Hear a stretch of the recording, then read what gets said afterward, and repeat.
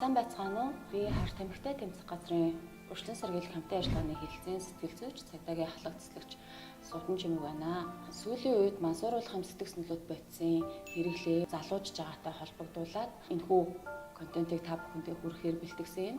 Энэ удаад болохоор урд өмнө энэ төрлийн гэмт хэрэгтэй холбоотойгоор эрүүгийн хариуцлага хүлээж ирсэн хүн манад ингээ оролцохоор ирсэн байж байна. Тэгээд бидний урилгыг хүлээж авч ирсэн танд маш их баярлалаа. Баярлалаа. Хоёулаа шууд яриагаа эхлүүлээ. Тухайн зүйлийг хэрэглэснээр таны амьдралд ямар өөрчлөлт гарсан бэ? Ер нь бол эхэндээ их юм над жаргалтай сайхан ер нь гоё юм шиг боловч тэрэн зүгээр юм хийсвэр зүйл байгаад сүултээ бол нэг ганцаараа нэг хүмүүсээс цогцсон нийгмийн харилцаанаас л болсон. Тэгээ ер нь гэр бүлийн харилцаанд ч гэсэн зан характер ч гэсэн өөрчлөлт орж ажил төрөлдөө явах нь багасж илүү их тийм 6 цэнгэл тийм зүйлүүд рүү сараар буруутсан л та. Анх та хизээ энэ бодисыг хэрэгжилж ирсэн бэ? Анх бол 2005 онд үзчихсэн. Тэгээ бараг 20 жил болох гэж байна гэсэн үг шүү дээ.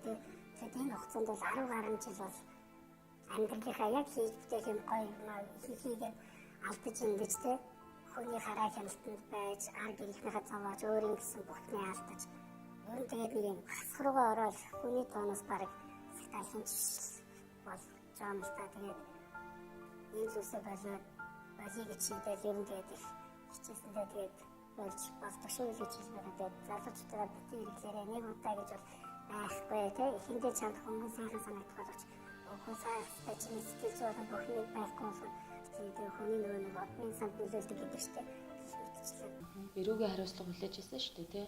Хэдэн удаа эрүүгийн хариуцлага хүлээж ирсэн бэ? Ер нь бол нийтдээ 3 удаа эрүүгийн хариуцлага хүлээж ирсэн. 2017 онд эрүүгийн хариуцлага хүлээгээд гарч ирээд тэгээд эхний ээлжинд бол яг юм зөрөгтэй хөртөөр хүрээлтээсээ холцсон. Эхний юу бол алхан бол төрлөөсөн л та. Тэгээ ажил төрлөгээд яваад тэгээ ер нь бол яваад бас ихтэй зөндөө хэцүү байсан ч гэсэн хичээлдээ тууштай байвал тэгээд айлч чадвартай юм заавчаад өөр ихтэй хүрээллээс олох хэрэгтэй тэгээ хор хөнөөлийг нь ойлгох хэрэгтэй гэж бодож байна л да. Дээрээс нь тэгээд ингээд ажил төрлөгийг амтгайг бол гадаадд явъя гэхэд гадаадд явах боломжууд бүгд хаагдаж эхэллээ байгаа байхгүй тий. Гадаадд явах гэхээр өмнө яаж шийдэх хэлчихсэн гэхдээ өөр хүмүүс ч яаж шийдэх хэлээс гадаад явдаг тий. Гэхдээ хатамхны хэрэг дээр бол арай юм онцгой байдаг шиг үлээд боломжгүй байдаг. Жишээ нь төрийн албанд орё гэхээр төрийн албанд орох боломжгүй. Тэгээд ер нь ингээд чиний жирийн хүмүүсийн авах ёстой боломжууд эдгээр зүйлсийг хэрэглэж алдсан энэ он жилүүдээс болоод ингээд хаагдаж ер нь боломжууд чинь ингээд шахах тусмал дахиад нөгөө сэтгэл зүйн асуудалтай болж байгаа юм л да. Тийм болохоор залуучуудаа сэтгэл зүйн захиргатай байхын тулд сэтгцэд нөлөөд мансууруулах бодисноос хол байгаарай л гэж залууныхантай хэлмээр энэ да.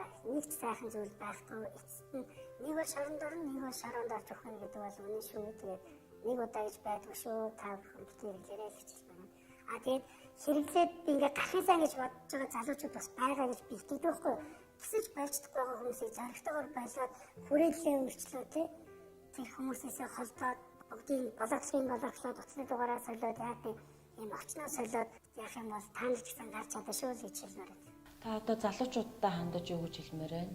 Залуучууд маань одоо техник технологи хөгжсөн үед амьдарч байгаа гэх юм мэдээлэлтэй ч юм уу эсвэл мэдлэггүйгээсээ болоод ч юм уу юу ярьж урагшлыг ярьж байгаа юм л та тийм.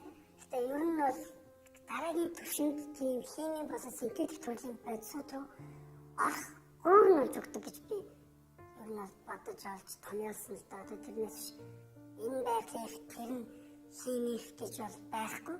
Анх бол мэдээж хөнгөнөөс нь бэлтгэх. Тэгээд дараагийн зүйл рүү аваач нөхцөл буюу тийм өөрөөр болж өгöd байдаг шүү. Тийм учраас энэ биш энэ хартам ерөөсөө биш гэж бити бодорой. Бүгдээрээ л хартам сэтгцэд нөлөөд бод шүү. Айгуу сайхан ганц цагаалтай шиг мэдрэмж өгчээж магадгүй. Гэхдээ ерөөсөө тийм биш шүү. Эцсүүлдээ баг сэтгэлзэн готролд ороод амиа хорилчж магадгүй. Нэг бол шоронд, нэг бол шоронд орхол хоёр зам байдаг шүү гэж хэлмээр байна. Тийм учраас залуучуудаа ямар нэгэн хартам сэтгцэд нөлөөд бодсыг энэ нь сул, энэ нь чанартай, энэ юу биш штэ гэж бодож битгий хэрэглээрээ бүгдээрээ л ялгаагүй сэтгцэд нөлөөд бодс бороо зөвшөөрөл гэж хэлмээр. За бидний урилгыг хүлээн авч нээлттэйгээр зөрөгтэй ярилцсан танд маш их баярлалаа. Тэгээд цаашдынхаа амьдралд өндрөөс өндөр амжилт хүсье. Мансууралгүй ирээдүйн төлөө хамтдаа.